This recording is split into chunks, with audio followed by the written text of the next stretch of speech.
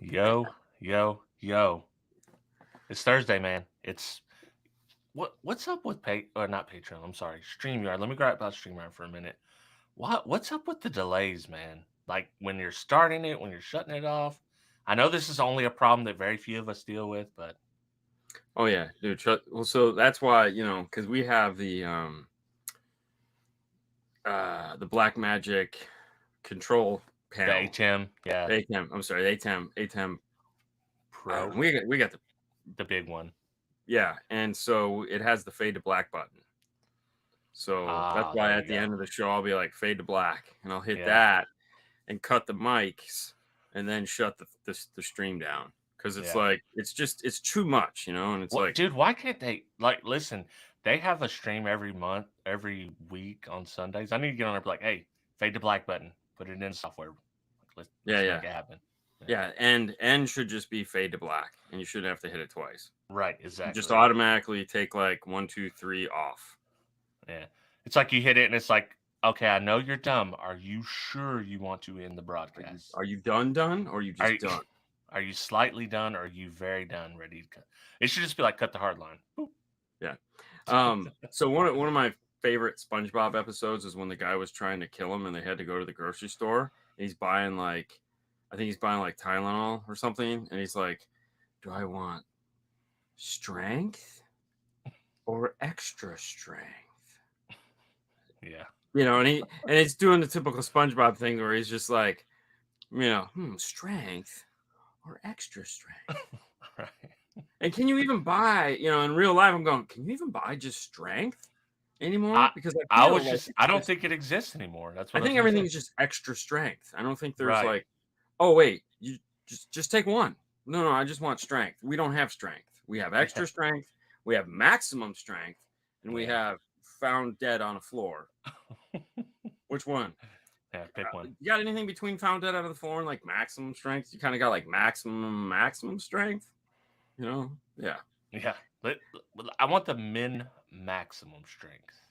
Yeah, for sure. Yeah. So what's been going on, man? What you got the Morel shirt on today? Yeah. It's a holdover from yesterday. I haven't gone to bed yet, so just kept the shirt on. Of course, in typical Dean fashion. Oh, dude, it's brutal, brutal. So it's like it's never fails. When we have a big project to do for the channel, we have a huger project to do at work. Sometimes they're great because they'll overlap one another and one is the cause of the other. But when they're not, it's just like it's just so. Right now, as I said last week, I'm trying to finish this video for the installer of the year, and it's just a monumental. And then of course we had this huge job that we had to do the last 3 days, and then another big job today.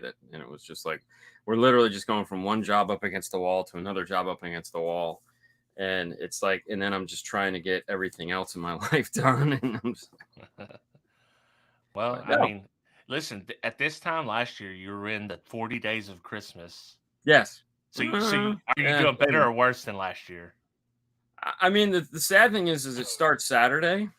Yeah. And I'm not ready for it. I mean, we're ready in the fact that like we have all the equipment. Right. I'm really leaning hard into Fernando on this one to like get some of the paperwork, like the website sheet, the advent calendar, as I call it, to kind of get that stuff done so that we can, Saturday morning when we go live to start it, we're all set and ready to go. It's like, hey, here we go. The problem is, I think like this year is going to be way too easy to enter because, it's like a lot of the manufacturers like, hey, what do you want these people to do? And let me think about it. I'm like, oh, Jesus Christ. Here I have an idea. Why don't we just ask them what you want to do for dinner tonight? Right, exactly. Yeah, we'll get like 10 people that'll enter. I don't care, whatever you want. Yeah. Okay, we'll get steak. I don't eat steak. Yeah. All right, we'll get chicken. Yeah, I don't feel like chicken. I had that last night. Yeah. Yeah. Right. Yeah. So just to give you guys like a kind of a circle of how the installer awards go. Last year I didn't enter because I was on the board. This year I'm on the board, but I'm not in the installer portion of it. I'm in the retailer side of it so that it stays normal. There's 3 different awards that are available this year for installers, along with the top 50. See, I can kind of hear an echo now. Can you? I can kind of hear an echo. Let me guys know if you guys can hear a slight echo. We're trying something new. Right. StreamYard seems to have gotten their stuff right, so I'm not wearing headphones. I can put them on though if anyone's getting like a weird echo. So let us know.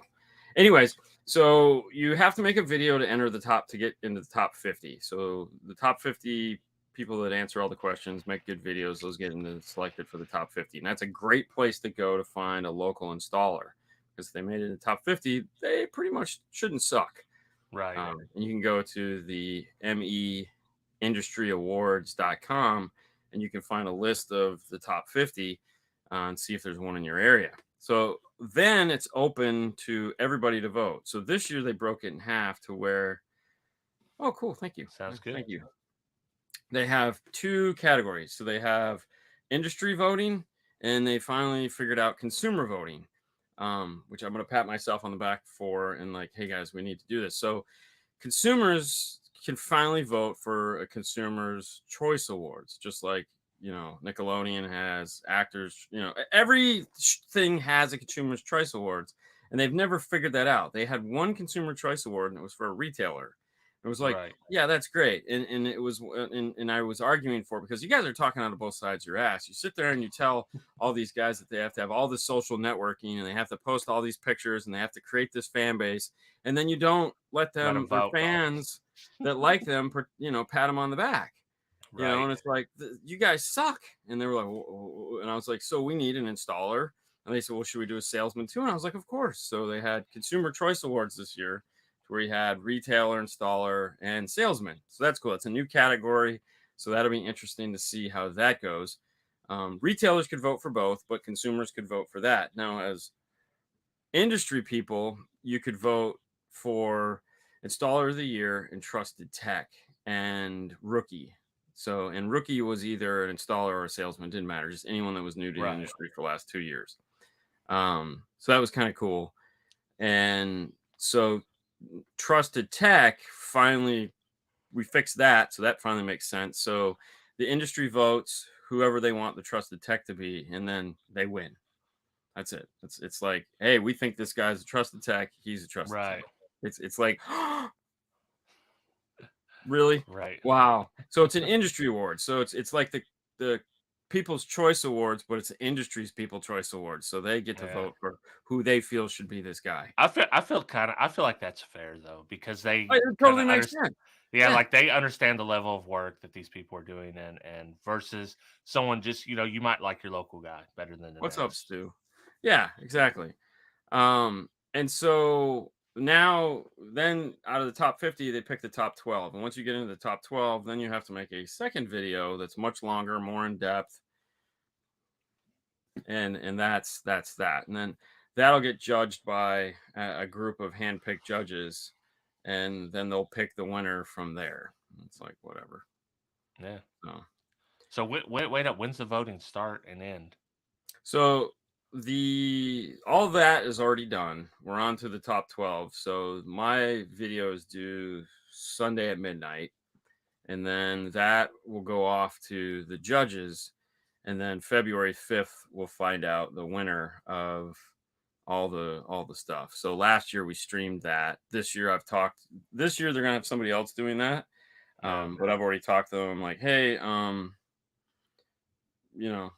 need that stream on my channel. I'm like, yeah, we can do that. So we'll have it. We'll have it live streamed out to YouTube so everyone can watch it, because they actually pay professional guys to come out and film and like be there to film it. So all we get to do is tap into the feed, which is really cool. So we'll have it simulcast out to the 5-star channel so that everyone can watch, instead of me having to sit there with like my phone doing this crap. It's like, where is it going to be at? This is the one in Vegas. Oh, okay. So that's been my week. Yay. Yeah. What Yeah. videos did you guys put out? I usually catch them, but I don't We know didn't that put out this anything is this week because okay. we That's yeah. literally it's like every night is just Ben. Hold on. I had to turn the fan off in here because had some light on and it was strobing while I was shooting a video in here. I was like, oh my god. But maybe that's why it sounds so good because the fan is on. But no, so I've been like full on just going nuts on that. Kind of sucks. So Yeah. yep. It's been a busy week. Good times. What about you, man? What have you been up to? I actually finished my Sunday video early, so Nice. I've just been chilling out, watching some TV. I was like, I'm taking the week off from working on YouTube since I already got it done early. I've just been hanging out, man. Been hanging out. I would listen. I would love to redo the install on the Trooper, but or not redo because I just redone it, but Right. reconfigure. So we have a topic today though. Yeah. Real quick. ER. Yep. Dean and Fernando's car stereo clips is, and then is the other channel. The other show we do after this one is SciJag. SciJag, correct. Yeah. Sorry. I got so many things going on, man. Yeah. Got Christmas story, Christmas. Dean Haley. Got yeah. So sorry, my bad. It is SciJag though. That'll be fun tonight. Can't wait. Yeah. So excited about it. What is the topic tonight? The topic tonight is car audio Q&A. So I made a few posts. Ooh. We're gonna right. Forgot we were gonna do that. Yeah. We're gonna see what the people want to see, or talk about what the people want, and we'll just start it off right here. This subject is Dean as hell right here. So we two talk about the mid-range, mid-bass driver frequency response ranges in relation to power handling, i.e. have 4 high power mids, but they don't sound decent until you pour the power to them. At lower listening levels, they seem to have no low-end response. So there's like two different things getting asked here, and that is like, first off, it's kind of confusing what type of speaker it is. To me, it almost sounds like a loudspeaker. Correct. That's what I was getting loudspeaker vibes. Yeah. I was getting loudspeaker vibes, and that's fine because it really, if you look at like a loudspeaker or let's say a 4-inch, 3 to 4, and this is the same guy that asked the question, so he can give us mid-range, mid-bass speaker based around sound quality rather than just being loud. Okay, so obviously there's a suspension system on a speaker, and when you look at the box, the speaker is going to give you the frequency response of the speaker at 1 watt 1 meter. That's very low power. So if you see like the speaker that plays from 40 to 45,000, there's not a chance in hell that speaker at wattage will play that. It's going to get shrunk down to a range that the speaker can actually handle.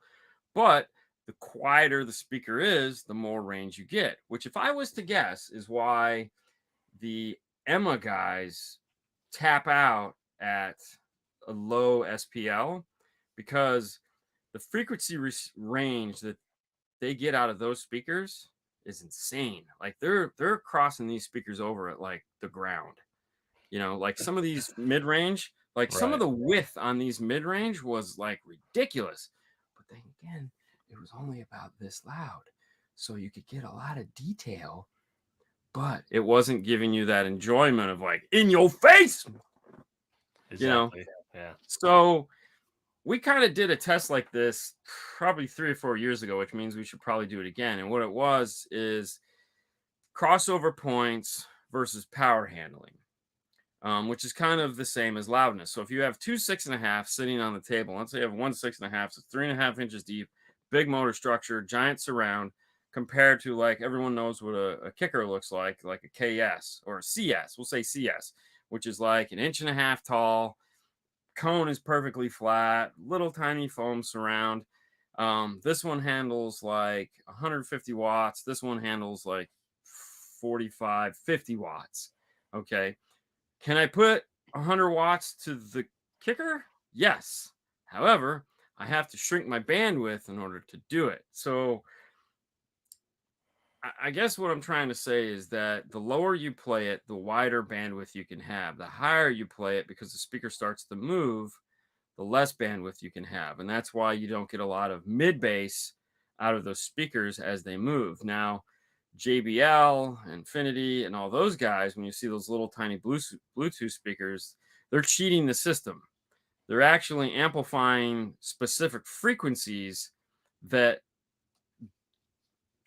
give us the illusion of a deeper sound than what you're normally getting. We don't have that type of technology in most average car stereos.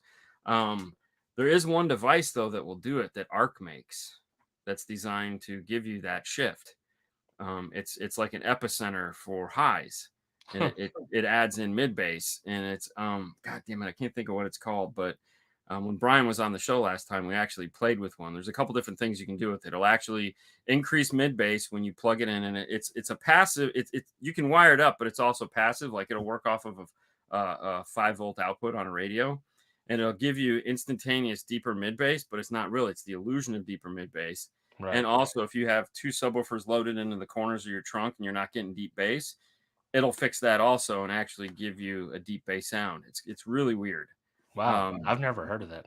Nobody has. It's like their one. It's their one moment in the sun where they're just like, "Hey guys, this is really cool." And they're like, "Yeah, we don't ever talk about it." And you're like, "It's in a bag. I don't remember what it's called." It's like $100, and it's this magic little box that you just plug in, and all of a sudden you have good mid bass from speakers that shouldn't put out good mid bass. But that's what it has to do with crossover points, volume handling, how much the speaker can move. Because remember, to make bass, got to have a big cone that's doing this. If you have a cone that doesn't move much, you're not going to get any bass out of it. However, at lower volumes, it will give you the perception of it. Right. And tightening that bandwidth, which when you have a 3-way set, this is kind of what you're gaining. You're able to close the bandwidth on that mid-range. You don't have to play up to 5,000. Yeah. You put a little more power to it, smaller bandwidth. You're limiting the frequency. You're eliminating the frequencies. Clarice. That's all it takes. And then you can bump to your heart's desire on just mids. Yeah. All right. A mid bass is really what you want. Right. Since Dean is a big fan of Kenwood, is the XR901-5 really different over the X802-5? Yeah. One is the XR, which has better internals than just the Exelon. So you're getting all audio grade components inside of it. So it is a better internal product than just the regular Exelon stuff. So there is a value add into it. The operating system, pretty much the same. I mean, there's only so much you can do to add value to something. But yeah, the 9 series is their flagship 7-inch, and then the 10-inch is really the baddest bitch on the block when you look at like the options to get for it. That has them all. And I know a lot of people don't like the floating screen. Myself, I'm on the fence on it. Some cars it looks okay. Other cars it's like, this is stupid. Yeah. But having had pretty much all of them at one point or another, the Kenwood has definitely got the most DSP-like settings in it. So if you're not down for DSP, that 10-inch has some pretty sophisticated shit. Yeah, you gotta go with it. So, yeah. Let me see here. I don't know what this is in reference to. It's got to be a kicker if it's a KTA. Does the KTA That's 450? It's okay. That's an Alpine. Do rated power. Thinking about using one bridge for my front stage upgrade, and then a second small amp for the subwoofer. Okay, so little amplifiers like that are not made to be bridged. Period. It's not what they're made for. Sometimes you'll see on the side of the box that it says it can do it. That's one of those things where, like your speedometer used to say it could do 120 miles an hour, and really it would cap out about 80. Yeah, you don't want to use there's better products to use for that. Now, if you just want to do a front stage upgrade where you go active with it, great. Totally makes sense to do. That will work good for that. Like we've used it in a pinch to do an active front stage. Um, Now we would just sell them a kicker key because that makes more sense because then I can just do. But if you were trying to get something that has like 80 or 100 or 200 watts, just get a bigger amp to begin with. That will be miserable. Like it will sound like crap. There again, dude, you got to remember some of these D class amplifiers, even though they'll do 2 ohms and they'll bridge, Right. it's not. They're just putting that shit on the box because that's what you do. Yeah, you got to get the check marks. Yeah, it's not an invitation to do it, and a lot of the times they're sitting there going, "Let's hope nobody does that." Right. Yeah, it's And then almost like somebody a does it. little chip amp, Yeah, it is a chip amp. I mean, that's all Yeah. it is. I will say this about that amplifier though. It's got a really awesome sound signature to it. Like the guys that designed it out of Japan. Yeah. It was like I think it was like his one of his first big projects that he ever did, and he did a really nice job on it. And it actually sounds really good for this little tiny thing that gets hit in the dash. Right. We love to use them. I use that one and the 200 all the time because it's this little compact 5-channel amp that just like in a dash. Put in it, yeah. Go ahead. All right. Do you think head units will come out with built-in full DSPs in the future? The future is now. Actually, in Japan, this already exists. There are radio manufacturers out there that have 8-channel preamp output with full DSP. We just can't get them here in the US because we are behind big time when it comes to the adoption of DSP. We're also very cheap. So, when you look at like what people will spend on radios here, they spend a lot more over there. So they have more margin for building these better products. So think of like a set of speakers. Like today we took out 2 sets of X-type components and put in some Focal K2 components, KRS2s, so the bigger tweeter.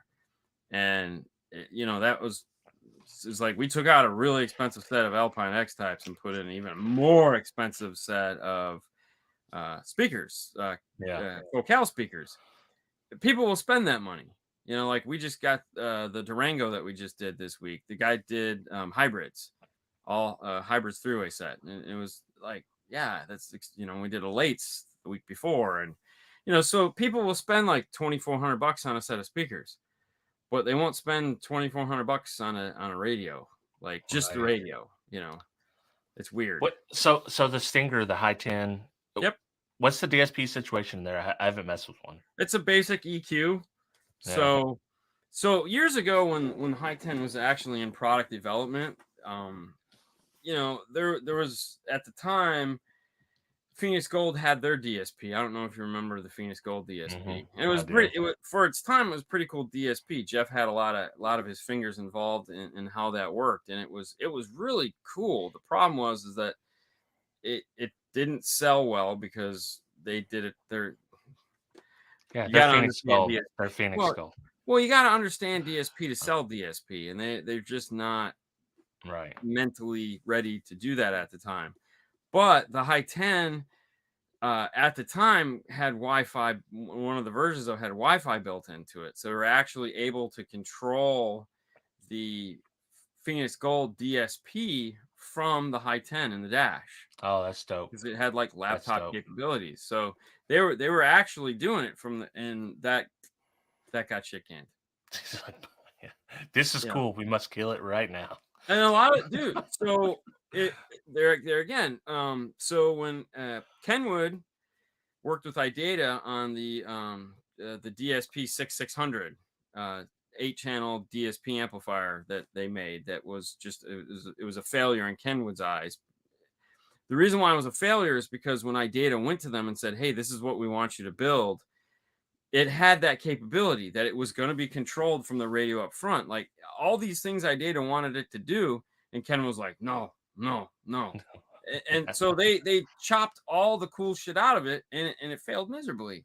And it was like, okay, it didn't fail miserably. They just never came out with an update for it in typical Japanese fashion. If you don't sell 500,000 of them, it's a failure. And it's like, no, it wasn't a failure. It was just like a learning experience that you guys failed on. It was actually a fairly successful product, but you guys never you never looked at everything that was wrong with it and moved it to the next level. So back to the original question, do I think we'll see more? No. It's available now, but we're not going to see like a real adoption anytime in the near future. I mean, Alpine, they're getting close. Sony's getting close. Kenwood's getting close, but they're all Japanese companies. I think if anybody does it, it'll probably be Alpine. I feel like it's an even harder sell simply because the way integration's going, like it's just getting harder and harder. So it's like there's more obstacles getting thrown in the way. Yeah, to me, I don't even know why you'd waste your time with it. I would just build a DSP.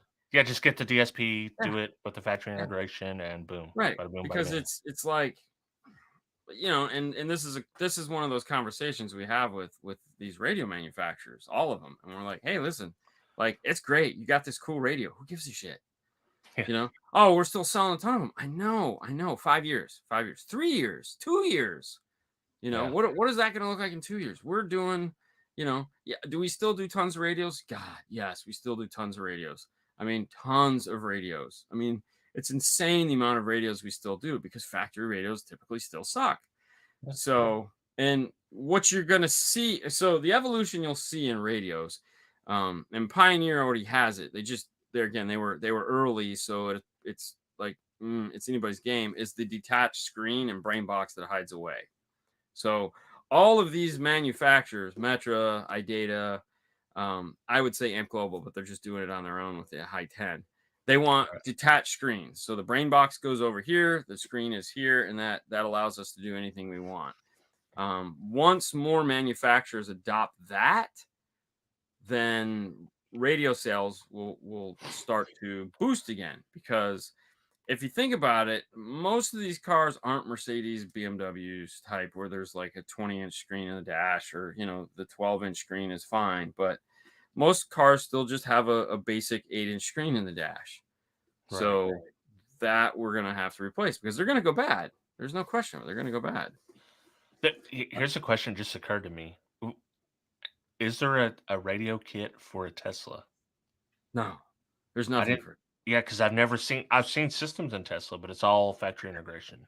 Yeah. Okay. You know, and there again, that's one of those companies that you would think would want to do it differently and like be more welcome to, but they're the opposite. They're the opposite, man. They like just getting a power wire in the new one is like just horror stories, man. Horror stories. You know, I bet. Oh yeah. All right. Here's one. Let me switch over. Here's one that maybe I might have an answer for here. So, thoughts and opinions. Unpopular engine in a Subaru EJ35. Little, if any, multi-bill alternators brackets available. Build a supplemental electric motor rack. Drive alternators under the hood as well as lithium batteries. I mean, I feel like you just got to do batteries. I mean, unless you're going to build, I don't know, like what Subaru, like what are you doing in it? Are you building a SPL system in a Subaru? I don't think they're built that well. Just my observation at Subarus over the years. Are you trying to say that too much SPL might break the car apart? It might literally tear the car apart, but I don't know. I mean, I feel like everyone wants a 5,000 watt amp now. And that feels like I feel like the 5,000 watt is like the new 1,000 watt amp. Yeah. Like it was a maybe not even 1,000. I'm trying to think what amp was attainable back in the 500 watts has always been kind of the benchmark, right? You know, for everything. It's like 500 watt amp, 505, 500, 501, 50, 550. You know, 70. You know, it was like 700. So it was all around that 500 watts ish mark has always been like the size, but I feel like everybody's got at least a 3K right now. Like most. Oh yeah, Most yeah. people that are like DIY enthusiast type Mhm. people all Oh, I have bought a these 3K. It's like, Yeah, dude, I got a 3K. Like, listen, before I put this in my trooper for testing, I never run over 1,500 watts, and now I have a 3K in the trooper. Strange, very yeah, weird. but does it feel like a 3K? I mean, Well, here's the thing, doing 3K people, shit? and start your laughing now because I'm not doing any 3K shit. I'm running it literally at 4 ohms when I run it most of the time. Right. 2 ohms sometimes, you know. So he says SQ and speed. So if I'm doing SQ and speed, I'm buying small DSP amplifiers. Yeah, I'm looking at like Audison Prima or Forza. I'm looking at Moscone DSP. They have an 8x90, I think, that with a DSP built into it. yeah, I'm looking at Helix. Helix has a 12 channel. It's like, and mhm, it'll power, like you can power a full active front stage and subwoofers with it, because it's not bridgeable, but you just get dual voice coil 2 ohm subwoofers, and they have like, it's like 500 watts per sub you can get out of it, because it's like 250 a channel. So you yeah, put left channel, right channel onto each sub, so you get. So I mean, we did a WRX for the Porsche guy, the big mhm. Porsche EV. His son had a WRX, and their kids, they're gonna race the shit out of this car. And he's like, "Bro, what do I do?"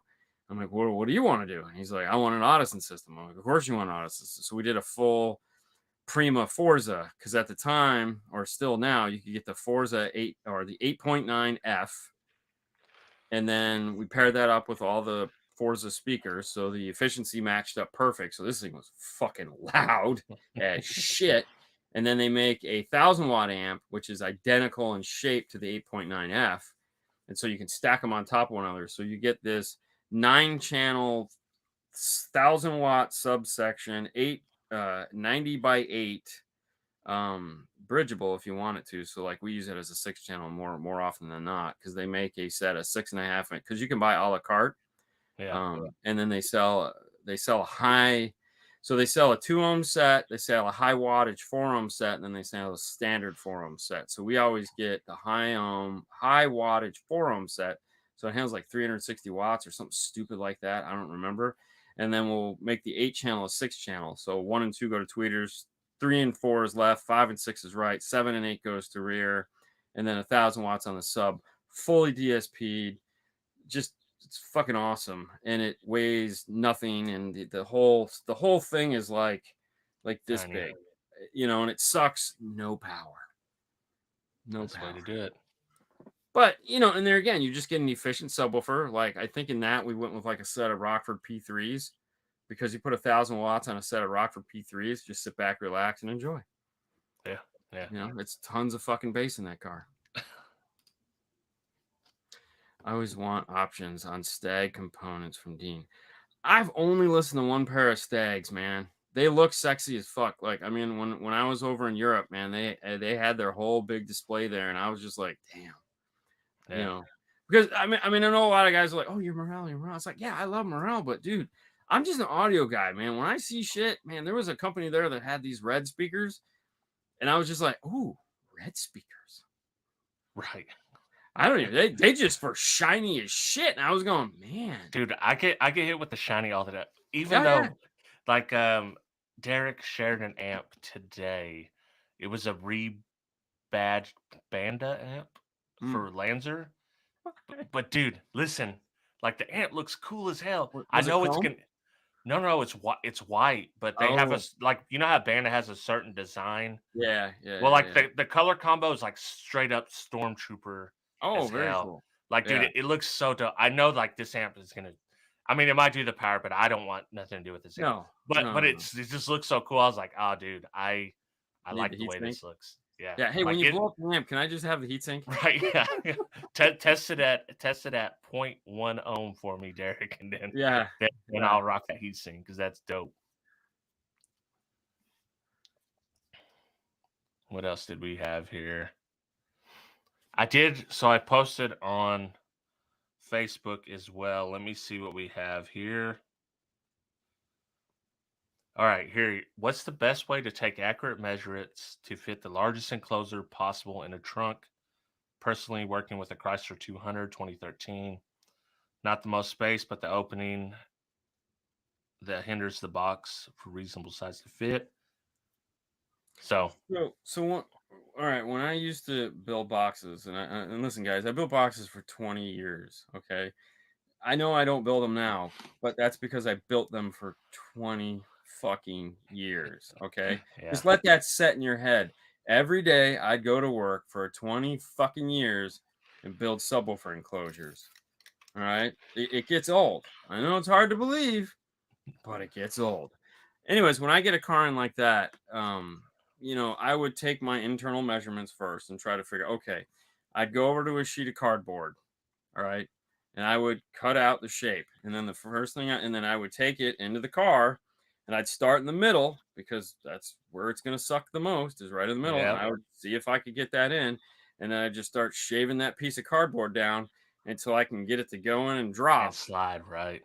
And then and then I'll try it, sometimes I'll even like I'll make the outside of the box, so the top, the sides, and the bottom, not the whole inside, and I'll just like tack them together, not actually glue them and stuff. I'll just brad them together real quick, and I'll just take it out to the car, and I'll just be like, yeah, okay, it It fits. fits. Now, there's another way to do this too, which is to build the box in two pieces. So you tongue and groove the box together. So if you have to build a really big box, you build, let's say, the sealed part first or the ported part first, the part that's going to go into it, and then you build a lip on the side of the box. So you put like a 2-inch strip all the way around the inside.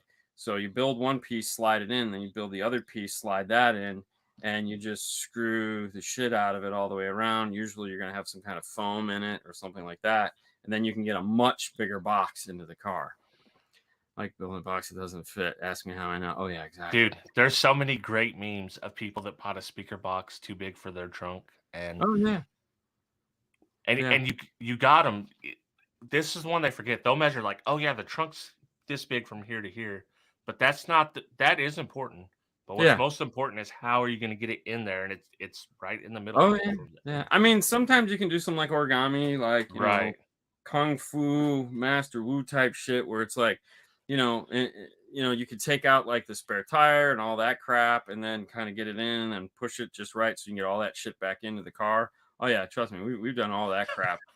Take the rubber gasket off of the lip because that'll get you an extra inch sometime. Right. Yeah. But yeah, I mean, if you're trying to do some like big ass, Sundown 12-inch Yeah. motherfucker, and you're like, I need 5 cubic feet, build it in two pieces and screw it together. Screw it together though, okay? Put foam on it, maybe seal Yeah. it up from the inside with a little bit of like sound treatment or some shit like that. Do not glue it together, okay? Because if you do, you'll be taking a sledgehammer to it when you're done. And I can tell you what won't break where you glued it together, okay? You will be breaking I can't tell you how many times I've had to break boxes out of cars where it's like they just break it out. I'm like, no man, fuck you. No, it won't be a big deal. I'm like, yeah, it Yeah. will, because you know what's gonna Yeah. break? The wood. The seam will Hmm. never break. Wood glue is Superman shit. Yeah. You know? And the wood glue is stronger than the wood itself. And Yeah. people, if you never built boxes, you don't realize that.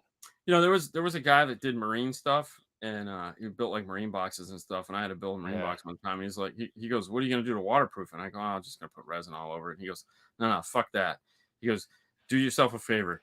Get a jug, pour Yeah. half gallon of wood glue and a half gallon of paint of water, mix it up, and just put a whole bunch of layers of that shit on the box." He goes, "And that'll seal that fucker right up." And I go, That's yeah, you're that's not insane. wrong. Because, like, how many times you've been cleaning that? Like, oh, you waited too long. You go to wipe the wood glue off, and it's like, nope, box stained, wood Right. glue, perfectly fine. And you're like, son of a bitch.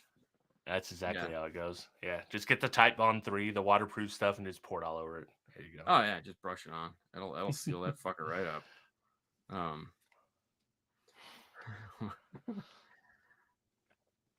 That's it for the questions. So if you guys got questions in chat, pop them up. Well, he says, I have a hateful question. which is the best 6.5? LOL. Oh man, he listens. He listens. Yeah. Yeah. Audio frog for the win. Yeah, it's okay. I haven't messed. Of course, my man's Bobby. Yeah. I Yeah. built. Mullen says I built a box for the back of a CRX, and the only way if it was to slide back window fold out, you could just squeak it in, dude. Wow. CRX. Like that was the car. Like if you rolled Oh in with yeah. a CRX, man, you're getting 215s. Like you are That always getting 215s. that was a cheater car, dude. So many people back in the day were doing those in SPL like 110. Oh, what did you do? Like, 155. Are you serious? Yeah, Like, yeah. No, that was all my two of my friends back in college drove those, and yeah, it's like that was when everyone was finding out about Morel. yeah. So back then it's funny because back then the Morel speakers look like loudspeakers, because they were all just home speakers at the time, and so you had these big 3.5-inch home domes and just mounting those to the side of the door, and everyone's like, "Oh my gosh!" And it was like, "Dude, those things sounded so fucking good." It's like, "Wow, okay, yeah, cheat code back in the day." Question: low budget pro audio and super tweeter, or decent component, but remember to low budget. You're gonna have to take the decent out of the components, I think, if you're talking Yeah, I about that mean, low it's budget. okay. So when you say low budget, I mean we're talking like $180. That's gonna be a tough one to get something awesome out of. If you just want a really bright tweeter and mediocre sound quality, and you're like talking that like sub $200 price point, I think the Focal auditors come in somewhere in that price point, and I can tell you 100% the tweeter is really noticeable. Like hey, I'm over here. I'm a tweeter. Okay. I mean, don't get me wrong. It's not Neo tweeter horn up in the center of the dash, but I mean, most of Right. those are like $70 a piece, so those are like $150 for a set of Neo tweeters. I mean, you can get the $35 plate tweeters. You're still looking at $70 there, and you're looking at another $50 to $70 for a mid range, but that's a mid range, not a mid bass, which means those don't play down. Usually 300 hertz is as low as they go. And you want something that's going to play down to 80 hertz, 60 hertz. Well, 80 hertz is really as low as you need it to go. They'll say they have a frequency response down to 80 hertz, but they're, again, like we talked about at the opening of the show, they're not going to play at more than, let's say, 5 watts, 80 hertz. So you get no mid bass out of them, and it'll just sound like crap. Unless that's what you're into, in which case it'll sound great. Sound like a concert without the woofers. Yeah. So, I mean, I'll say this. Kicker with the CS line, for the money, they're loud and they sound great. A little bit more, you can get into the Focal auditors, and that tweeter is a very proud tweeter. Other than that, like if you like that loud sound, like I always ask the guys, like there's always a car that's driving down in front of our shop that is just and I go, do you like that? No. Okay, let's go inside and we'll talk. But there's some guys that say, yeah, I want that. And I say, okay, let me give you the number of somebody that can help you. Yeah. I mean, it's true. It's like that's not what we do here, but I Go know see somebody that my can buddy. help you. Go see my buddy Jethro. Yeah. He will take care of you because he is a loudspeaker master. Yeah. Well, the problem with the budget questions is this: you can get a lot of budget gear to sound good, but it's going to take you non-budget equipment to do that. So if your budget through and through, you don't have a DSP, you don't have a decent head unit, you don't have a decent amp, I mean, you're gonna have trouble. Power bass is a solid pull, man. I haven't heard the 3-way set, but like power bass plug and plays, big fan. Love the way they sound for the money. Can't beat them. Flattery will get you nowhere, Chris. Yeah, it will. It totally will. It'll get you everywhere. I was just saying. Ooh, I want to buy a 2023 Honda Ridgeline with the premium because of other options, but seems I would have to DSP it after the factory amp. Would this be the case? Not many Honda integration T harnesses. That is the case. That is the case. Honda uses a digital out from their radio to their amplifier, and the amplifier is actually doing a lot of the heavy lifting for like the Bluetooth and whatnot, so the noise canceling, and that's what's causing the problem for aftermarket integration as far as going before the amplifier. So you can actually get an amazing signal out of the factory radio. The problem is that you also, if to do it, you have to lose your Bluetooth, or your hands free, I should say. So it doesn't matter if it's CarPlay, Android Auto, or wireless. You're going to lose that feature because you're going to get an echo, and it's ridiculous. So yeah, you go after the amplifier, and at that point, it's a fully active stereo. So if it has the center channel, you have to keep that. Components, you got to keep those. Mid-range, you got to keep those. So you have to do what we call you either call it speaker for speaker or power for power.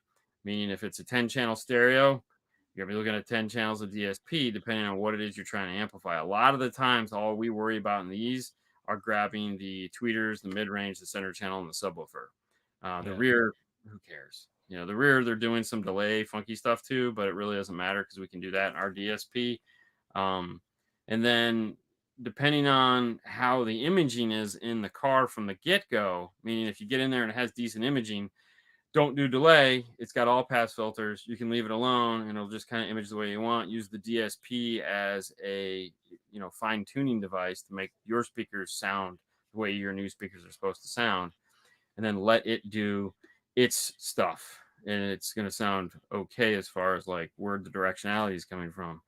If you want to screw with it past that, then you need devices that will and they always say remove the all pass filters. They're not actually removing the all pass filters.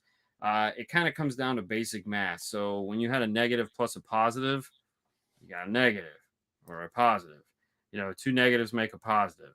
So, and two positives make another positive. But so basically what you do is if you have that was terrible math. Dude, I wish I was thinking in my mind, I was like, I wish I had a banner that said math with Dean. Yeah, math with Dean. Anyways, what they do is if you have an all pass, let's say you have a 220 hertz all pass filter, which it is, all it is at 220 hertz, they're flipping the polarity of the signal at that frequency, which causes some weird effect, which moves the sound and gives you like a center channel. It doesn't. It just moves sound around in the car. And in order, when you add a delay to that, it just screws everything up. So what you end up doing is if you have a 220 flip here, you just add the same flip to the other side. And it's kind of like when you wire one subwoofer out of polarity with the other subwoofer, and they do this. Right. Mm-hmm. So that's what they're doing in the car right now at 220 hertz. But that is causing a phase shift, which is making it sound like there's like a center image kind of. Right. It's just moving sound in, making it more narrow. When you add that into the other side, then it negates it. So having a big enough DSP to do that and actually be able to, some of them will do. So like when you look at a key lock, that's what a key lock is doing for you. Like it's doing it all for you. So you hit the button, you sit back, you go drink a soda. If there's all pass filters or time delay in it, it's going to take about 15 minutes, maybe 20 minutes to do its little cooking thing. You just sit back, drink, and then when you come back, it's all done and everything is taken care of. So it can do like four all pass filters or some crazy shit like that. It's an obscene amount. No, most of the time there's just two. But I just recently installed my first key lock, and that thing is pretty sweet. I really dig that thing. Yeah. It's simple. Follow the instructions. It seems like a lot when you're reading the instructions, but when you start...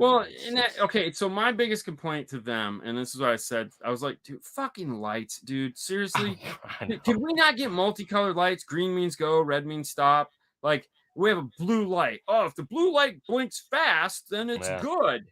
How about if the fucking light blinks green? Like, could we just have it blink green? Green means good. Red Yeah. means shit. Yellow means, oh, you did something wrong. You know, like why? What the I, fuck is wrong with you people? dude, I do feel like Bill Frog has something to do with this, and he's like the guy that designed the Death Star with the fatal flaw. Like Yeah. like certain projects is like, oh, this can be popular. I got to put one fatal flaw in there. Yeah. Yeah. Yeah. That's yeah. Is there a reason why more people don't use high level out over RCA from an aftermarket head unit to the processor or amp? You have a Yes. good answer for that. Yeah, it actually just has to come down. Okay, so back in the day, long time ago, when these guys that recommend doing this used to look at radios, there was actually an amplifier in the radio that didn't suck. So you could turn the volume up, and there would actually be signal that was clean through most of the volume bandwidth. Okay, so what I mean by bandwidth, 0 to let's say 40. That was good because you could get up almost 10 volts of output through that bandwidth. And it's like, damn, that's cool. Now, it would top out at probably 35. You might get the cool little, oh, well, that's kind of sketchy. We shouldn't go past that. Now, they don't do that. Okay. And in some of these really cheap radios, actually, the RCA section is just a high level voltage regulated output off of the factory amplifier.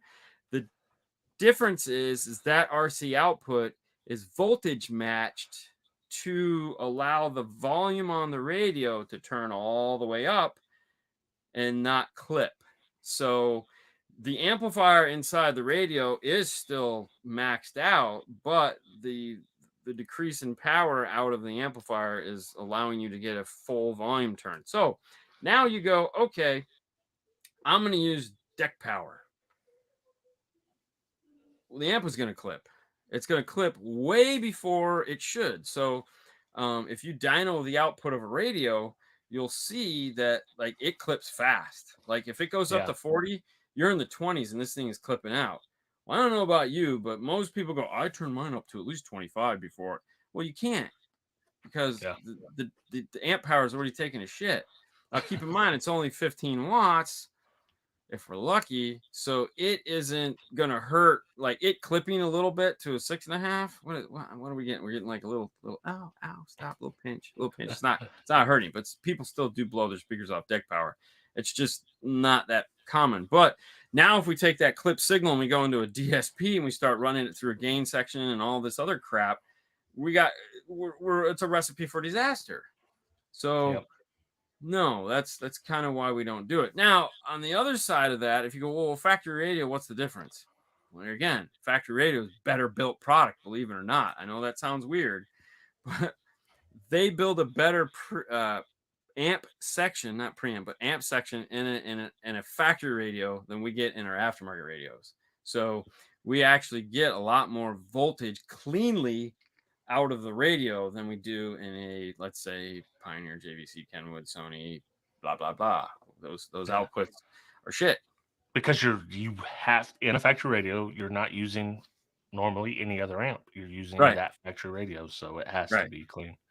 And that's why when I dyno head units, I mention that every time. Like, hey, if you're going to use the outputs, speaker outputs, it clips at 25. You can go all the way up with RCAs, and it doesn't clip. But when you say you're using them both, V3s is some okay. I've never tested one that are okay. I mean, throw a DD1 on it, man. You're gonna see it clip way before the preamp section clips, and that's my only thing. I'm not saying you can't get pretty far up, but we deal in a world where if the knob stops at 40, we're trying to get to 41. So I don't want shit blown. If somebody that understands what they're doing decides to do it, that's fine. I mean, I'm cool with that. But the reality is when I'm putting a system in a car, all they want to do is go, when can I stop turning the dial? Yeah. Just it reminds me of I seen a photo. It had two screws, one screw in the head unit and one screw on the knob. Just this is all you can go. That's all you get, man. Yeah. That's all you get. Yeah. It's kind of like the push-pull thing for the side of your camera. It's like you're zooming in, stop. That's it. I That's all need you to got. zoom more. No, you can't. You can keep doing it if you want, but it's not going anywhere else. Yeah, it's not going. You can press all day long. Yeah. Yeah. ED1 Plus is the way. Yeah. Yeah. Well, and that with the power of the head unit and such, they're like, well, I'm not using the head unit power. Well, if you're gonna use it as high level, then technically you are. Well, so what we do a lot of the times, what we do is like we still do a ton of 5-channel amplifiers. We're just not doing front, rear, and sub. So we'll put a new radio in. We'll get a 5-channel amp. The 5-channel amp is going to run the dash speakers and the front door speakers, and then a subwoofer. The radio, because it has a basic DSP built into it, most DSPs, we use a lot of Kenwoods, a lot of JVCs, a lot of Sonys, a lot of Alpines. They have volume control, independent volume control for not fader, but volume control, where we can go in and we can actually turn down the input into the factory amplifier. So we can voltage match the preamp section with the amplified section so that the voltage going into that onboard amplifier is in parallel with it, not getting louder faster and causing the clipping problem that we run into. So that's also nice. Like the Alpine ILXW 650 that they've been making for like 100 years now, you can go into the crossover section and turn the level down. And that actually is really helpful, because now with that, if you go in and you actually turn the output level down, you can get plenty of volume out of that amplifier section without it clipping. But you have to turn it down. And it all goes back to knowing what you're doing, because the average Yeah. Joe that's using a line output converter, say, they're not doing that. No. I just like I hooked it up to and then when you do it like that and somebody gets in there, Justin goes, "Well, here's your problem. Yeah. You got the wombo turned upside down. You have it set for M. It's W for wombo." Click, click, click, click, click. Poof. Yeah. Yeah. You're going, son of a bitch. Oh. Greetings from Brazil. What's happening? So what you got coming up, man? We're at the end of the 12 show. Days of Christmas starts Saturday. That's what we got coming up. That's what we got coming up for the next whatever until Christmas Eve. Or what's it going to be? Christmas Eve. So are you going to stream, or is it just a produced video? Is it so you're going to get a video in the morning, and then we're going to do a drawing every night. It's going to be on YouTube. We'll probably simulcast it through to Facebook. We haven't figured that out yet because we suck. But we got a ton of gifts. Fernando wouldn't let me tell everybody who we're giving stuff away from today because he was kind of mean. But so we got all right, we got 2 minutes. So this isn't in the order in which we're going to be giving them away, but we have Kicker, Alpine, Morel, Arc, Rockford, Kenwood, JVC, Audio Control, Orca, which is Morel. I'm sorry, which is Focal. So we have Focal. Sony HKI, which is Sound Digital Ground Zero. And then we also have Mobile Solutions. So we have 2 amplifier sub combinations we're giving away. I think we have 1 radio, bunch of amplifiers, bunch of oddball stuff, couple sets of speakers, some test equipment, obviously from Mobile Solutions. And then so Saturday we're going to be giving away the first show. We're going to be giving away the Arc, which is a sub amp combination, which I'm not looking forward to shipping out because they shipped it to me and I saw the invoice for it and I was like, son of a bitch. Pirate ship, man. Pirate ship. This is heavy. But anyways, that's what we got coming out. So that'll start Saturday morning. So we're pretty excited to just be doing that. And that's going to take up all the rest of the year. Like those are the only videos you're going to get, because we're going to like create a bunch of edited videos of the products that you're going to win the night before. So I guess I have to edit a video tomorrow night for Saturday morning. So yay me, yay. Nice. God damn it. So sounds like fun. It's gonna be great, man. I'm super looking forward to it. We didn't get to do it last year, so it's at the Well, you see the tower power over here, the MVX. That's what I got Yep. coming up. I tested one of these amps. I Very also nice. have a giveaway announcement at the end of very that video. cool. So the winner from the digital designs giveaway is announced on that video. So That's fucking awesome, man. yeah, The joys okay. of giving shit away. It's what a pain in the ass. Yeah, I know. And then I got to ship it, and then it's like, yeah. Giveaways are tough on us, man. I don't know. Oh, they are. They're not easy, man. They're awesome. They are awesome. Like for the people winning them, and it kind of sucks on our end sometimes, but you know. Yeah, actually, that's the PT9A Plus. We're giving away. That's what Mobile Solutions. So they sent us the PT9A Plus, and then whatever the smaller one is, so that you can do the whole 2 polarity testing things. Which, if you don't know what I'm talking about, we'll talk about in the video. So Very nice. All right, so cool. we're doing That's it. We do another show, Side Jag. Yep. Christmas Story Christmas. Yep. Come listen to us talk about it. Thanks, guys. Have a wonderful night. See ya.